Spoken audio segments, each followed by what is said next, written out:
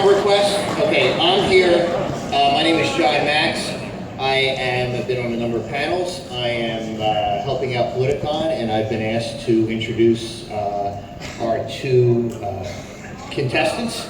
We are very lucky to have with us two amazing people. The first is the host of the largest online news show in the world. He's from the Young Turks.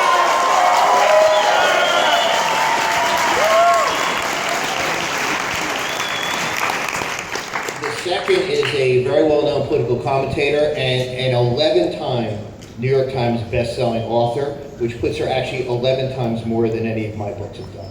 I want to bring out now, please welcome Cenk Uygur and Ann Coulter.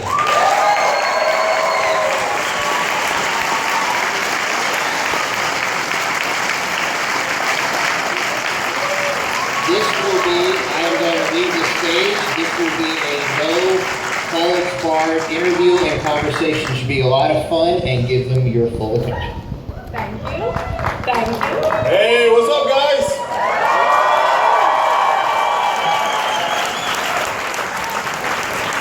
TYT's in the house, I see. So, before we get started, I want to establish a little bit of ground rules here for all you guys and for us, okay? So, most important thing is everybody's going to get to talk, okay? So, we're going to let each other talk, and we're going to go back and forth, and you guys are all going to let us talk, okay? Now, I know that I've got more fans, and that's not fair.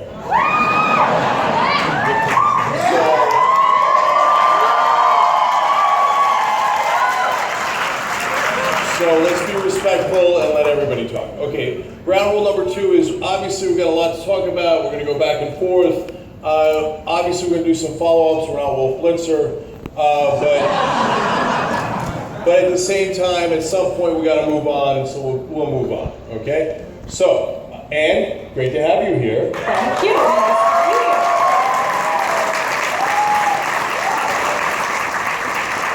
So let me start with this question. Now that Stephen Colbert has broken character, and you've outlasted it, is it time for you to break character?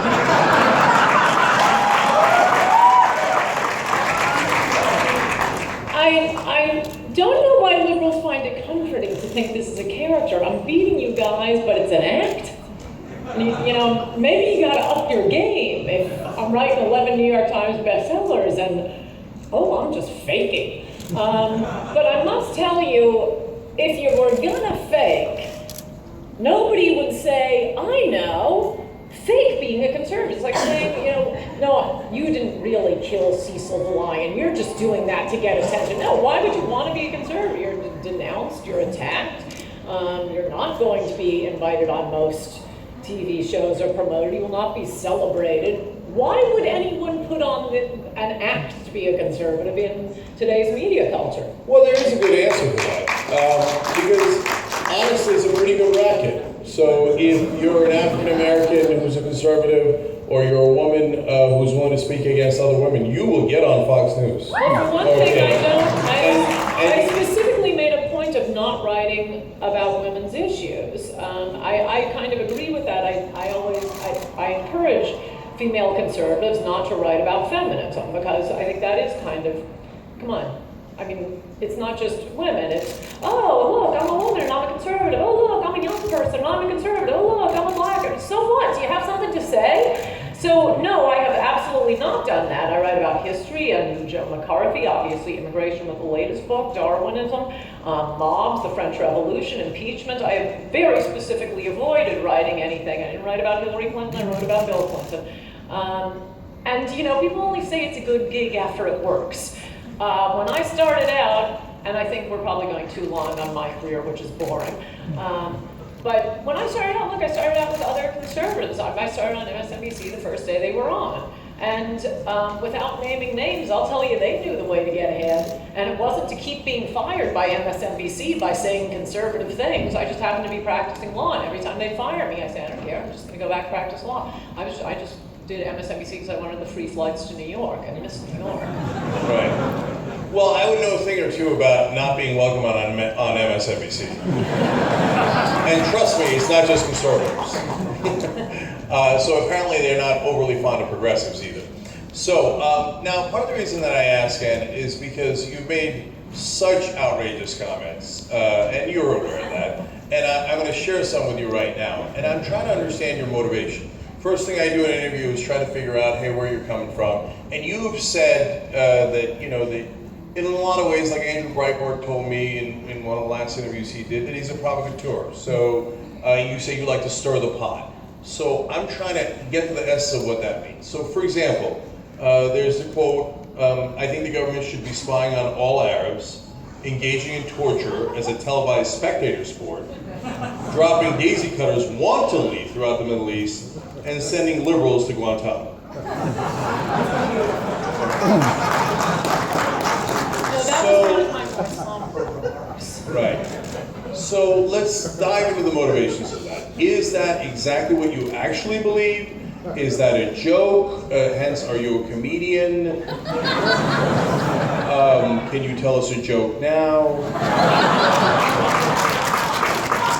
No, but in all seriousness, what's the motivation there? Look, there are a lot of writing techniques. I feel like I'm more of an English teacher whenever, you know, people fixate on this line or that line, and I have to explain what hyperbole is and what understatement is, and oh, this is a surprise. I don't think I said stir the pot only because that sounds like a cliche, but I would say I'd write in a way that will not only entertain my readers, but entertain me. I mean, to get a book to press,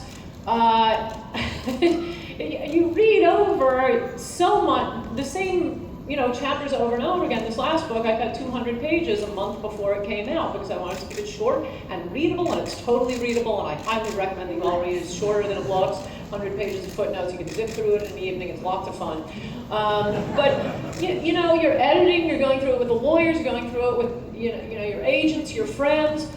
I want to give myself a laugh, and you know, this is how I talk. This is why did Churchill? I mean, you could say, why did he speak in a certain way? Well, of course you're trying to get attention for what you're saying because you're selling a point, and you want to do it in the best way you can. And I mean, explaining to people that I'm responding and I'm mimicking this, and here, this is hyperbole, and this is exactly. It's just, you know, go back to English class. Okay. So it's a little bit of marketing. It's a little bit of marketing. The same way Churchill had a little bit of marketing. Okay. So then I wonder why you think that marketing for this character works for the Republican base. So when you say you would like to... I don't care about the Republican base. Oh, but that is who you sell books to. No. But I want to cut you off because that you're starting with a premise that isn't true. In fact, I would say I am critical of people who are what probably in most of the eyes of you people here and you see as in my slot. I think too many conservative, spokesmen, leaders, talk radio, writers, I think too many of them are followers and not leaders. No, I will tell you what to think. I'm not figuring out where you are. And I mean, I'll give you an example to get back to what I want to talk about, which is the current book. I've been talking about immigration for a long time, and I'd go to tea parties or Lincoln Day dinners with Republicans, and often there would be, other speakers on stage, including some famous speakers, and it used to really drive me crazy that they'd get up on stage and, shout out Sarah Palin, so that they'd get a big applause line. No, nobody was ever expecting me to talk about immigration. I'd do a little of the things that, were topical and in the news, and then I would get straight to immigration. I will tell the Republican base what they ought to be thinking. Okay, so now I'm not playing to anybody. Well, agree to disagree. So we're going to talk about immigration in a second. You mentioned women, and I want to get to some of your quotes about women as well, because you have addressed that topic. What are you, Megyn Kelly? If we want to question people's gender, okay, we can go down that road. I am once again more macho than any of the liberal men. Okay. So, but you said you're doing marketing, you're selling, right? So, but you're selling to someone. Okay, fine, you're gonna tell Republican base, who are you, when you say you'd like to wantonly murder Arabs throughout the Middle East, who are you marketing to? Okay, and again, I'm making the point, I don't know when that column was written, you'd have to read the whole thing, but I would say it right now, and what my argument would be is as follows. I was a huge supporter of the Iraq War. I'm angrier at Obama for destroying our victory there than I am at him for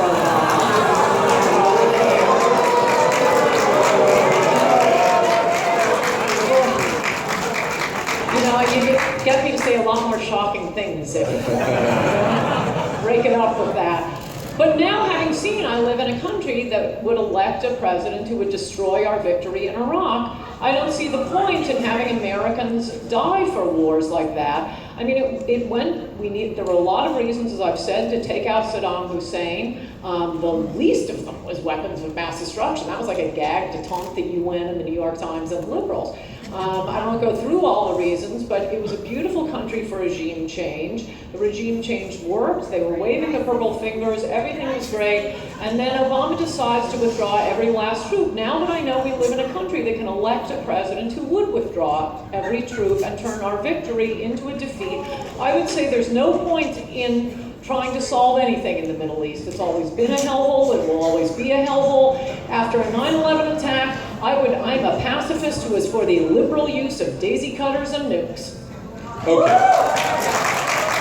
So, I'm glad you guys approve of the random use of nuclear weapons.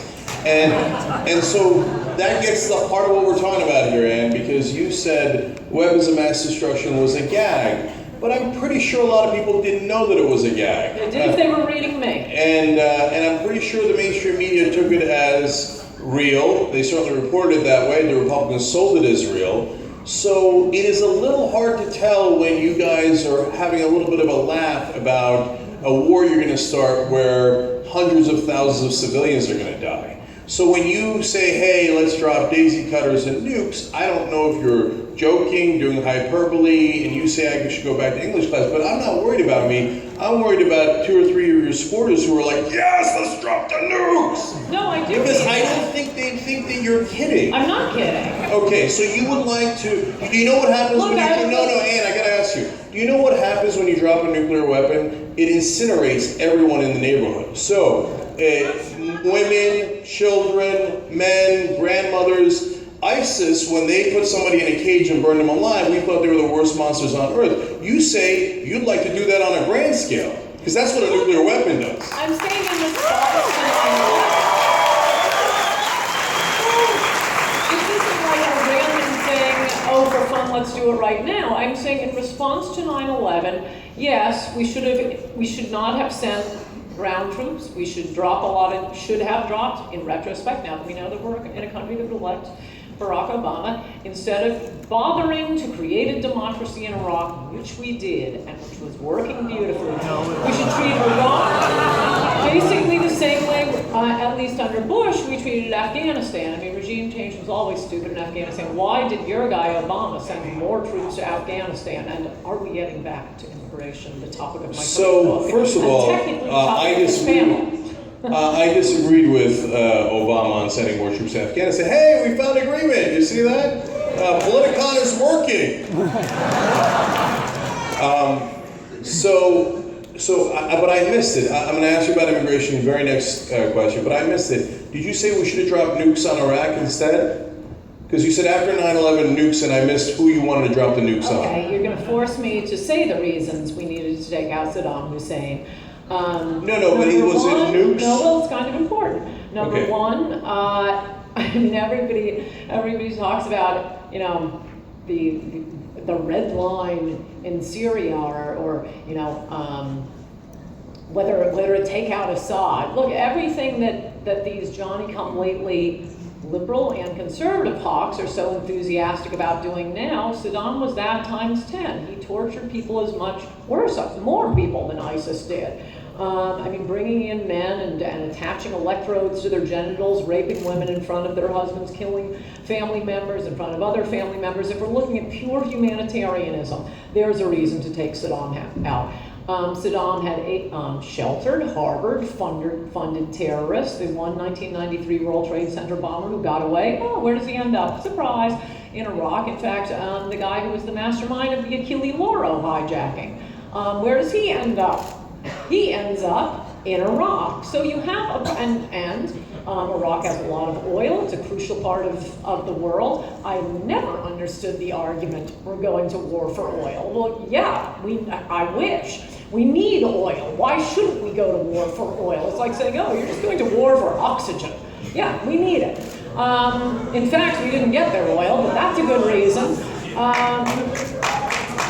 Saddam had also tried to assassinate a former president of the United States. So I said in column after column, these are real reasons, but Democrats in the New York Times, no, they won't go to war any place unless the UN improves, unless they get the permission slip signed by the UN. That's why we threw in just to taunt liberals. Oh, and by the way, he has violated UN resolution after UN resolution. Is that why Ann wanted to go in? That was just, okay, liberals, you say we have to be ruled by the UN, he's not following the UN. But the point is, if they're leaving that, the arguments, or the specific argument directed at liberals, there are a lot of reasons to take out Saddam, but I do not think any American should have died for it, now that it has all been given away. Do not do that again until we live in America that will not elect a Barack Obama. In that case, yeah, we want to do what your guy's doing, Obama, and drop a lot of drones all over, and drop a lot of daisy cutters all over. But I don't want to be spending American money, I don't want to be spending American lives, so it's just going to be given away. Okay, I should have also clarified in the beginning, no filibusters as well. Well, technically, the topic of this panel is immigration. No, it's actually not. That's not what we're saying. Okay, so now, first Where's off, John Mack? okay.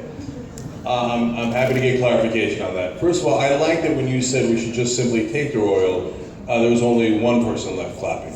Like, us, let's steal their oil. Yeah, me? I've asked them not to interrupt. Okay. So the reason I mentioned the thing about the filibuster is because what I had asked you is you said you want to drop nukes. So would you have dropped a nuke? I get your reasons why. You've thoroughly explained how much you hate Saddam Hussein. I think we're all with you that he was a bad guy, a terrible dictator. So would you have dropped a nuke? I mean, that's what. And you get what I'm saying. I'm trying to figure out: do you really mean it? Is it just a joke? If it's a joke, they don't get that it's a joke. It could be dangerous. Would you have dropped a nuke? Nuke, daisy cutter, drone, it doesn't matter. And by the way, this complaint about filibustering, the way question and answer is supposed to work is the question and then the answer. And I've given the same answer now 16 times. Okay. So now, for my rule, I'll move on because you clearly answered it. You would have dropped a nuke, and Saddam probably would have died, as well as maybe a million other people. Uday and Qusay. And 995,000 innocent people, babies burned alive. But hey, we're having fun. It's a hyperbole.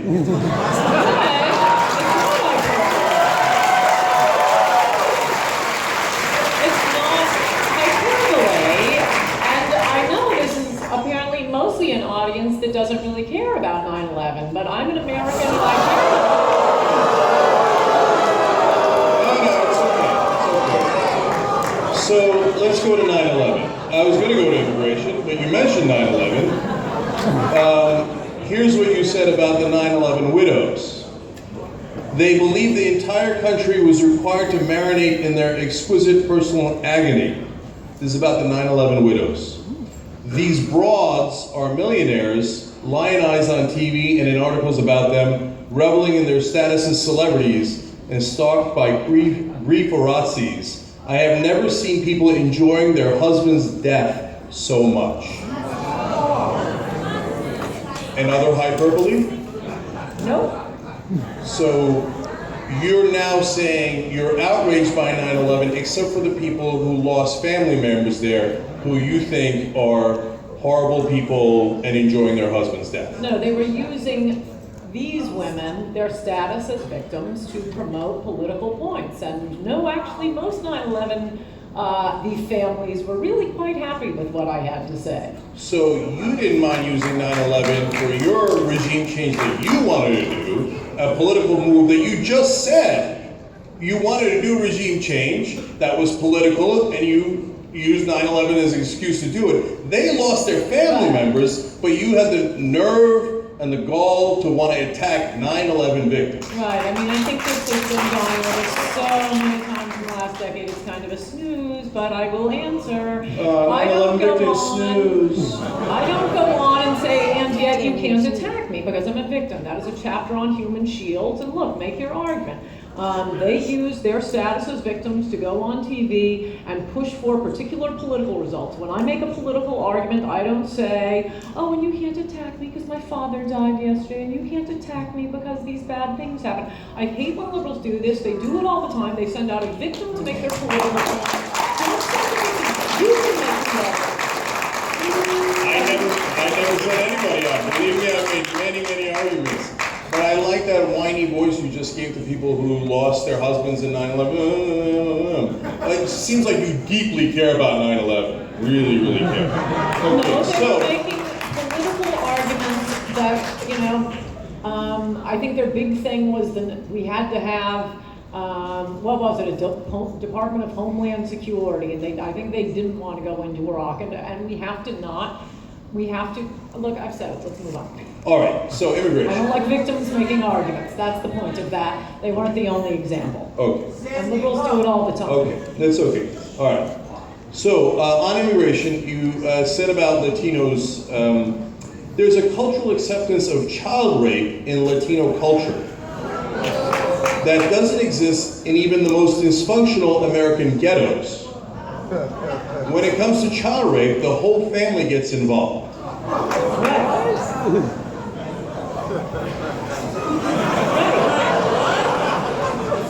It's a really spicy book. I suggest you read it because there are about 100 pages of the whole family getting involved. Including, all of these, the way you end up finding them is they're often famous cases, and both the government hides the statistics, but the media, and that's a lot of what my book is about, how the media hides the truth of all these immigrant crimes. And in doing my research, it was driving me crazy, so I have all these Spot the Immigrant chapters where, here's the New York Times article on it, here's the Houston Chronicle article on it. And it's not until, there's a trial or the INS and translators show up in court that you figure out that Baby Hope, New York City was put through the search for the rapist and murderer of Baby Hope for 20 years with millions of taxpayer dollars, the entire city involved in this. It made international news. This poor little 4-year-old girl's body found in a cooler off the Henry Hudson Parkway. Police, the resources that were devoted to this case, 20 years later, they finally get it. It's a whole nest of Mexican illegal aliens. The victim, the mother, everybody in the family knew. And all of the mainstream media articles, Daily News, New York Times, People Magazine, ABC, CBS, all of them, none of them mention that these were illegal aliens from Mexico. Same thing with a very famous gang rape down in Texas, more recently, gang rape murder of 2 little girls, 14 and one had just turned 15 years old, cutting through a park in Texas on their way home from a pool party one summer night, and just a heinous, sickening gang rape. The girls were stomped, beaten, murdered. The men put cords around their necks, pulled as hard as they could on either side. A few days later, the bodies were found, had to be identified by their dental cavities. For a decade, this was making news. They get the suspects, they're rounded up, they're very aggressive, they're unrepentant. And it was not until they used the Mexicanness of the lead rapist. That's very weird. Are you going to boo the? What I'm saying is a fact. The fact that he was a Mexican national, not an American citizen, was used to overturn his death sentence. That is the first time the mainstream media so much put the word Mexican within 1 million miles after all of this mainstream media coverage. That is a lot of what my book is about, which is why it reads like forensic files and Law and Order. It is shocking crime after shocking crime, and yes, we are importing primitive cultures in enormous numbers, not just from Mexico, from the Middle East. Okay, I did not know we had a crowd that was so fond of clitorectomies and honor killings and child rape, but apparently we do. Americans aren't used to these sorts of crimes, and we're not really prepared. I'm not sure we have the manpower to deal with it. Okay, so this interview is, all right guys, the interview is working. We are getting a clearer vision of Ann Coulter, okay? So if you are from one of those primitive cultures, then you know which side you're on, right? Is she on your side? Are the Republicans on your side? I don't know. Well, I do know, of course not. Now, Ann, you mentioned a couple of horrific cases that happen to be done by Latinos, Mexican nationals, etc. Now, can I do that with white people? Easiest thing in the world. I mean, yes, there's the Jean-Benet Ramsey, there's It's there are irrelevant. a whole, when it's white people, it's irrelevant. When it's white people, it's irrelevant. But when it's Mexicans, they are primitive. They are primitive.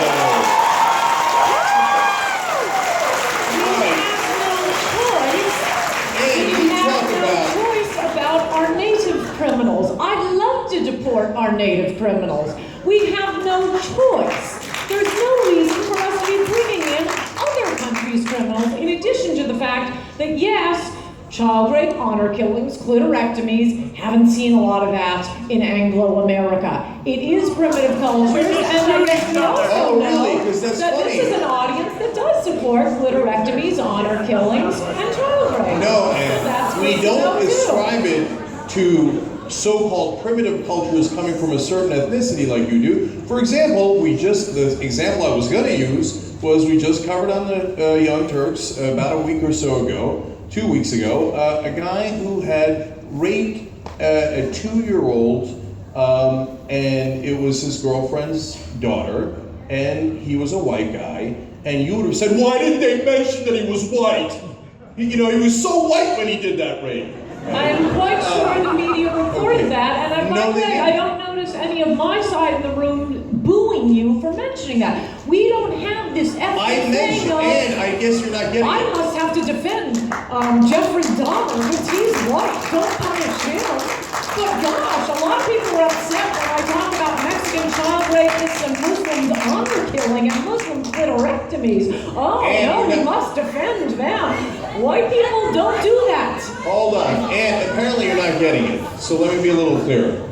Because no one in this room thinks that that guy did the rape because he was white, okay? And no one thinks that the couple of Latinos that you chose to demonize, not those particular guys, what they did was horrific, did it because they were Latinos or they were Mexican nationals. Only you think that, because what you want to do, unlike the rest of us, is say, it's the Latinos. It's the brown people. Watch out for them. They're rapists. They're criminals. That's literally what you said, right? And that's your response. No, what I'm saying is, what you just studiously are ignoring is, it is the immigrants, i.e. people who do not have a right to be here. Again, we can't do anything about our native-born criminals. We can't do anything about our native-born poor. I'd love to deport them. And no, it isn't the brown people, because of the things I'm talking about, honor killings, clitorectomies, child rape. No, you don't see this among American blacks. You don't see it among American whites. We have our own country, native family. We know what our crimes are like. We are bringing in extremely peasant cultures with things we have never seen before, and it's being hidden from us. And it isn't just the occasional Jeffrey Dahmer. Look at the LA Most Wanted list. It is one Mexican or Hispanic name after another, and heavily child rape. I mean, there's no question that we're bringing in cultures where child rape is much more common, and this is being hidden from us. All right, so in one side There of your shouldn't be mouth, any. And so again, in an effort at clarity, at one side of your mouth you say, no, it's just an immigration problem, and so I'm talking about people who are here illegally. And then you turn around and say it's one... Not illegally. And you say it's one Hispanic name after another. It's a culture, you just said a peasant culture, by the way, if you didn't hear it. So you talk about, and then I mentioned Brown, you said, no, it's not about Brown. So let me quote you again. The people coming in aren't the ones exalting the Browning of America. It's smug liberals who want America to be humbled and destroyed. So, does that mean you're against the Browning of America? Oh, for Pete's sake, you worked at MSNBC every night. They're celebrating the Browning of America. That's not my phrase. It's liberals constantly, I've never heard a liberal say that. Oh, never, not once. I've never heard a liberal like, yeah, let's brown America. Yeah, Google it right now, the Browning of America. Liberals have been gloating about this. I'm quoting them. And it's not illegal immigration, it is immigration. The point of saying it is immigration is, again, to say these are people who have no right to be here. There are way too many immigrants who are criminals. There shouldn't be any. Way too many, shouldn't be any. See, it rhymes. It's easy to remember here. And I really am not getting this anger at describing clitorectomies as peasant culture. No, you're right, that's part of the advanced culture. That is right. not what's happening. That's what Every we're single person in this room a developed nation with clitorectomies, honor killings, and child rape. No, you see, it's... Now, let me explain to the audience the incredibly simplistic rhetorical trick she's using, okay? So, she says, Latinos have a peasant culture, they're all coming in here and doing child rape, and then when you can say, boo, why are you against clitorectomies? I mean, or why are you for clitorectomies? No, that is one of the things that you mentioned. That's not what they're going at. Mischaracterizing me. I am saying hold on. And then the same rhetorical trick. Hey, Ann, maybe we shouldn't drop a nuke that'll kill 1 million innocent people in Iraq. Why are you for Saddam Hussein? I don't think that is an accurate summary. I mean, maybe you guys don't read, but with these unaccompanied children, we had,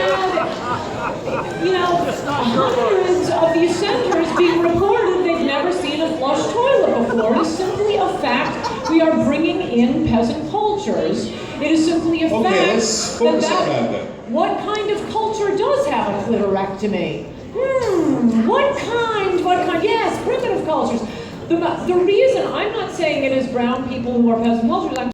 The Democrats want the votes, and the rich want the cheap labor and the cheap maids, and you people are cheering on the plutocrats with their cheap maids driving down the wages of Americans. I just don't see why we can't care about Americans first. We have our own poor people, and they're the ones who are living next door to the peasant cultures, engaging in things like child rape. I mean, it's not George Soros or Warren Buffett's children who are going to have to worry about being raped by a peasant culture that's been brought in here. It's all being dumped on the middle class, the lower class in America, and that includes immigrants who went to a lot of trouble to escape the peasant cultures they were living in because they wanted to live in America. And if we don't cut off bringing in millions and millions of these very backwards cultures, we're not going to have America anymore. Not the America that people struggled to come to. For some reason they came here, they didn't go to Honduras, they didn't go to Bangladesh,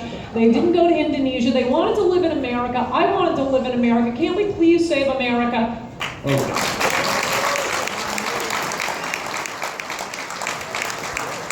This is wonderful, wonderful. I had hoped to achieve some level of clarity, and I believe we are on that road. Okay. So, every time Ann Coulter attends a CPAC conference, every time she's invited on by a Republican politician, and then you wonder why Latinos and Mexicans might not vote for Republicans or conservatives, as she repeats over and over again, about a dozen times so far, you people come from a peasant culture. You know, when you're peasant maids and all the things. I didn't say that. You didn't say peasant culture? Is that right? I think some people have their iPhones out. I didn't say you people come from a peasant culture. Oh, she didn't say you people. She didn't say you people. people. She said you peasants. If it's the same, if you're like paraphrasing accurately, if it's the same, just use my words. Okay. Believe me, your words are now all over the internet. No, it's not. So now you have lamented, even though you claim it's liberals who say Browning, never once said by any liberal. I've seen you quoted 3 times. I have seen you quoted at least 3 times lamenting the Browning of America. How would you like to unbrown us? Would you kick some brown folks in the country out? Would you want to just celebrate whiteness more? What would you like to do as you lament the brownness of the country? Immigration is a policy we don't have to have. Any government policy ought to be used to serve the people already living here, all the people already living here. That is not the way our immigration policy is being used. It is being used, and I really don't understand whatever side of the spectrum you're on. Unless you are a billionaire who really needs a lot of cheap labor, immigration is a net loss to you. This is what is driving income inequality in this country. This is what is... No, it's not the bankers. No. It's not the tax cuts for the rich that she pushes. It's not the tax cuts, and it's not all the billions of trillions of dollars given to the bankers. That's not pushing income inequality. It's the most powerless people in the country that have somehow captured the power and are driving income inequality by being so poor. They are powerless, which is why these bankers and the powerful are bringing in immigrants to compete for their housekeeper's job, not for their job. How about we bring in immigrants? Yeah, it's the maids that are so powerful in this country and creating income inequality. That's exactly what I'm saying. They have no I know, that is exactly what you're saying. And it's amazing to me that you don't see how preposterous it sounds. Like, oh, the maids, what they've done to this country. Cleaning here and there. Do you need me here for this? Because I think you're just going to mischaracterize everything I say and I'll be halfway through it. Look, it is the poorest who have I like that this again down to 3 to 4 people club. I'm getting it down to 3 or 4 words out. It is the poorest people who are having immigrants come in to compete for their jobs. They are not competing for the bankers' jobs. They are making sure that the bankers have very cheap nannies, maids, pool boys, drivers. Meanwhile, all jobs are being outsourced so that the rich can become even richer. But we have our own poor people, we have our own middle class people. They're the ones, I think, an immigration policy should be geared to helping. And you're not helping people by pretending the laws of supply and demand don't work when it comes to bringing in workers who are going to compete only with our poorest Americans. Actually, it's moving up into our middle class Americans with the H-1B visas and all of the computer programmers who their jobs are being taken too. No, it's the very rich who are benefiting from this dump of cheap labor on the country that also happens to be changing the culture. And their maids aren't living in their neighborhoods. Okay. You know, they're coming in from the suburbs. They're not seeing what's happening, how the country is changing, and how people are suffering. I say we have an immigration moratorium until our unemployment rate is 0. When it's 0, then we can bring in more workers to compete with America. In other words, fight amongst yourselves while Ann and the Republicans push for more tax cuts for the same people creating income inequality. I think I'm perfectly capable of speaking for myself, and instead of eventually letting me answer, and then saying, in other words, you people suck is what she's saying. I think they heard what I said. I know that. I love it. I couldn't possibly do more damage to you than you. It's not being too effective because you then have to mischaracterize it in other words. Do you want tax cuts for the rich? Speak for yourself. No, speak for yourself. Do you want tax cuts for the rich? You ask the question, I won't Do you want tax cuts for the rich? Do you want tax cuts for the rich? Do you want further tax cuts? No, I love Trump's tax plan. And where's Hillary? Where's Chuck Schumer? She's not sitting on the finance committee. They represent New York. Trump is showing how both political parties are controlled by the plutocrats, and that no one has come forward all this time to say George Soros and Warren Buffett should pay as much as as the middle class does?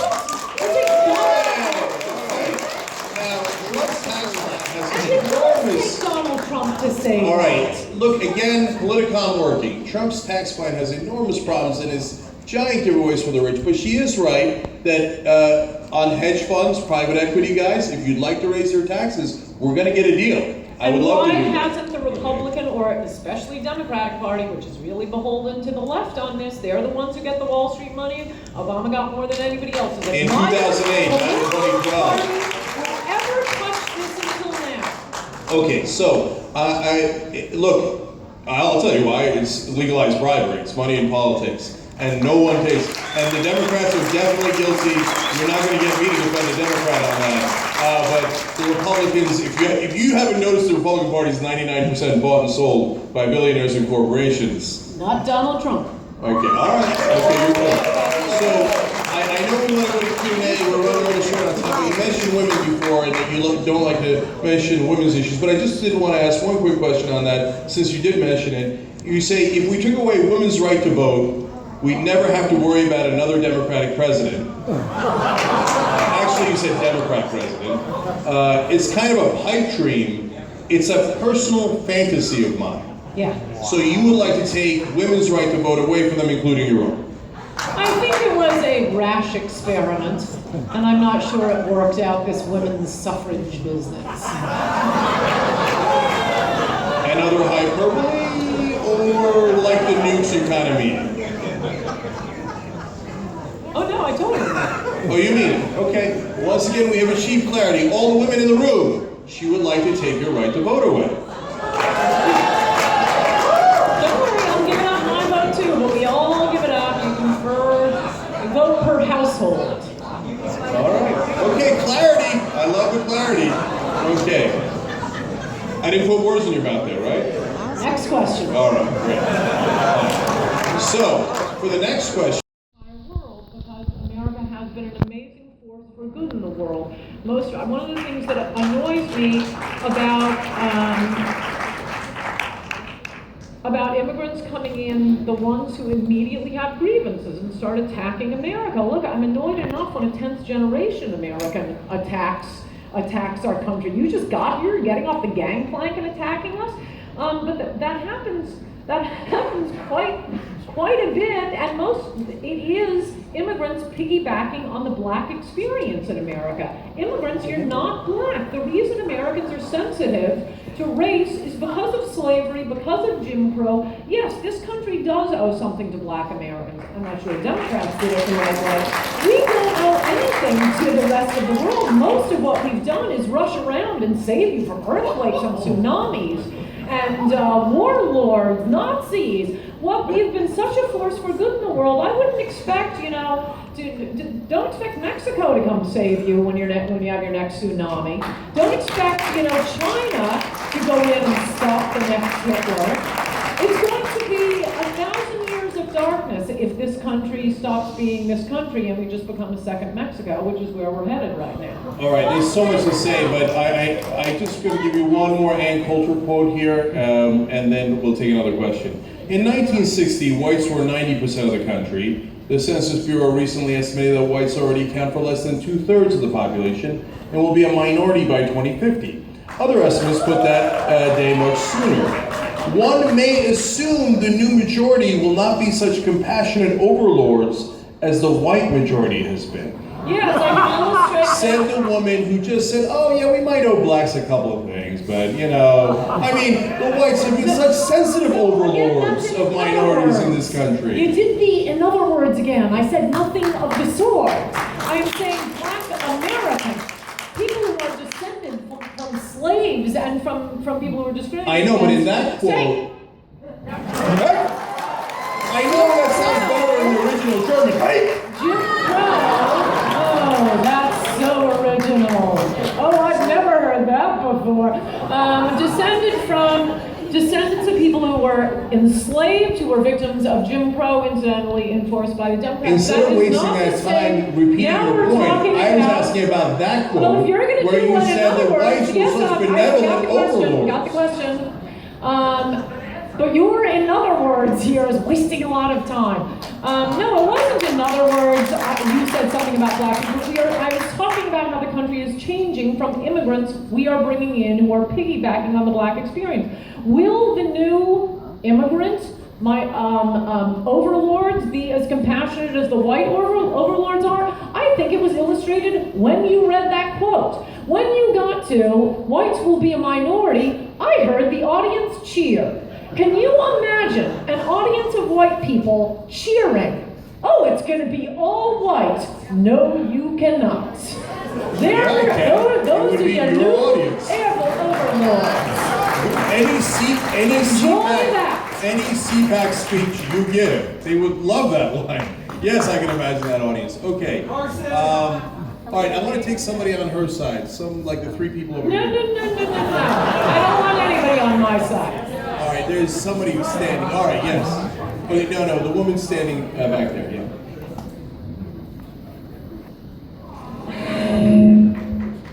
My dad and his four brothers have been doing construction in San Diego for my whole life, and just seeing the effects of millions and millions of low-wage workers driving down their wages.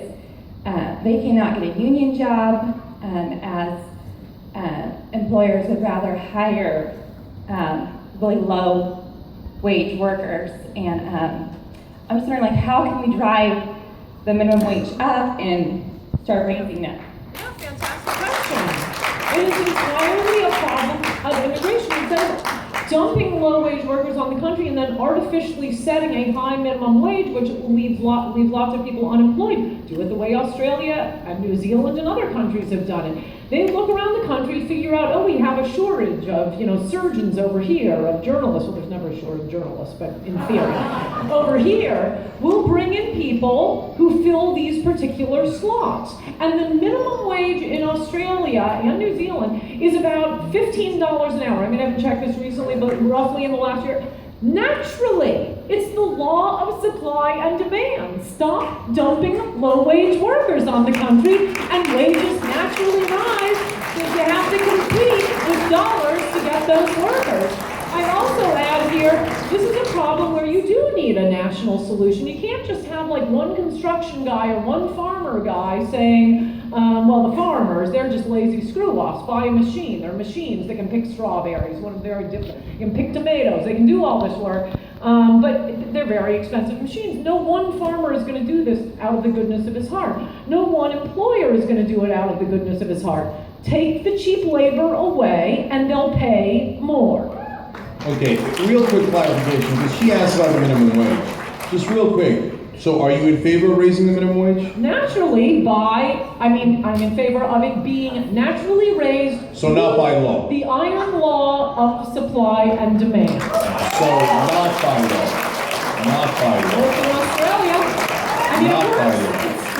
So just to be clear, to the person who asked the question, the answer is no, not by law. Every answer is in other words. Right. No, but you just said it. I just want to be clear. I think it was perfectly clear. It was unclear your fake version of my answer. Last question. Hi, Ann. I'm from one of those peasant cultures to which you so eloquently refer to. Although my great-grandparents had PhDs, so thank you for, putting me in that category as well as most of the people in this room. Thank you very much. My question to you is, when you say just drop nukes and daisy cutters and all this bullshit on people who are on this planet, human beings, what makes you different? What differentiates you from ISIS and Daesh and Wahhabism and all this bullshit?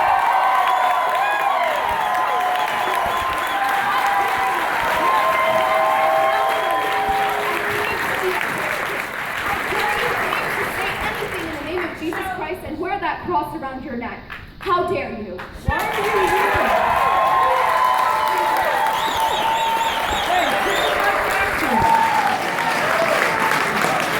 Why are you in this country if your culture is so hot? By the Soviets. That's why, because my grandfather was a political science PhD from country for an education, and when he went back, he was assassinated. That's why. That sounds like a really rotten culture, one that would assassinate a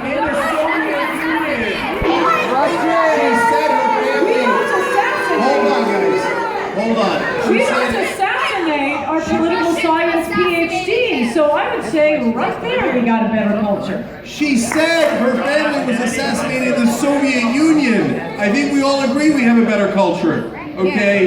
It wasn't I think, well, good. Let's all agree that the Soviet Union is a peasant culture then. I'm not. You getting on that? The Soviets invaded Afghanistan. Get history correctly, okay? They invaded Afghanistan. They destroyed. Okay, so that why are you living in Afghanistan if it's such a great peasant culture? Because there's another culture there still fucking killing people, that's why.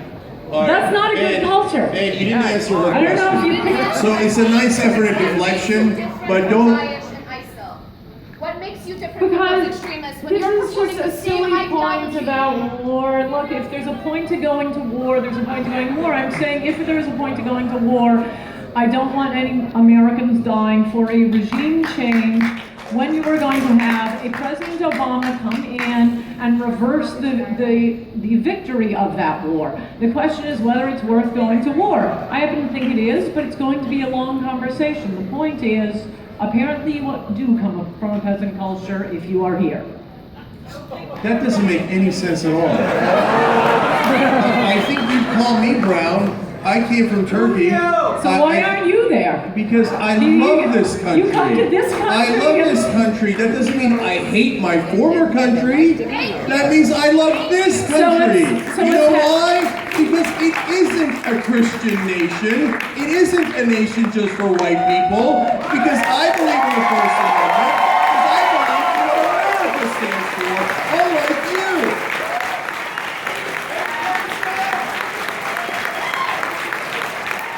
Well, it is a Christian nation. It's not a country just for white people, but it was a country created by white people, and the only way to keep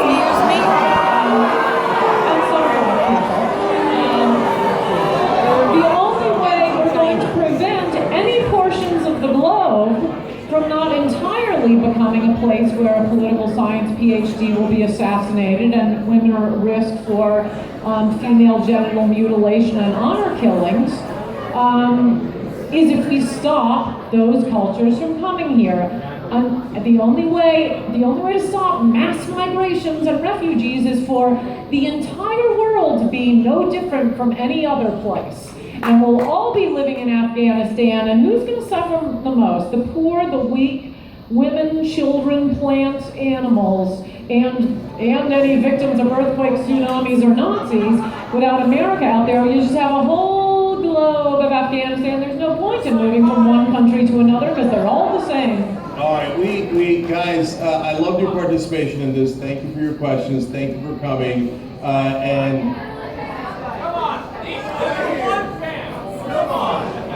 You're her fan? Yeah. All right, one last question. One super last question. Hurry up. Go, go, go, go, go. And do you think the Iran deal will ignite the third Lebanon war?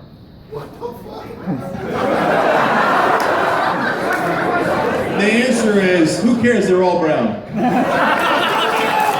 Sorry, that wasn't in other words. Go ahead, Ann. What's the question? Do you honestly think that it's going to start a war with the money that we're supposed to Do I think what is going to start? The Iran deal. The Iran deal's gonna The start a Iran war. deal? I think the Iran. I'm with Trump, and he's a great negotiator. It's a bad deal. Why should we be helping Iran during this? Amen. All right, so let me leave you with this. If only Iran had something that was plentiful that could be used for energy. They need nukes. I wanna thank Ann Coulter for coming here.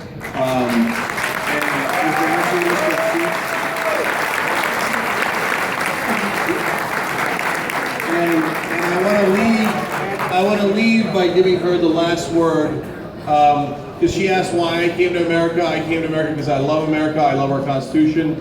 And Ann Coulter has said, frankly, I'm not a big fan of the First Amendment. So, Ann, Obviously, that was a another joke. day we can have a Boy, when conversation. you have to explain one like that, you guys really are humorless. At least you're not giving me Oh, I'm another sorry, that was word. another joke when she was taking a dig at our founding fathers. Okay. Next So time. thank you, all of you, thank you. What I said is what I said. His and other words are not what I said. Thank Luckily, you. it's on tape somewhere on the internet. Thank you guys. TYT.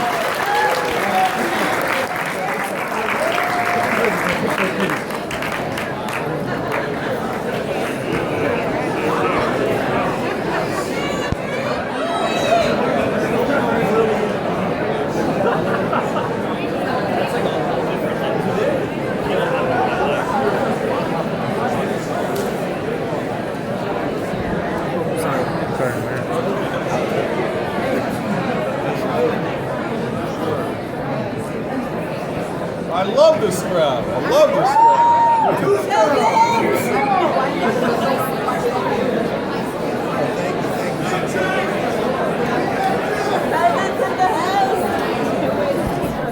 Panel's over, please exit the room. Thank you so much. Check. Ladies and gentlemen, I please need everyone to exit this room. Please head to the back and exit the room. Thank you.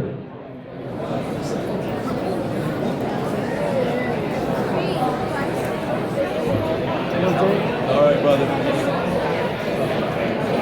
Hey, good job. Thank you. All right. Thank you. All right, thank you, brother. Real quick.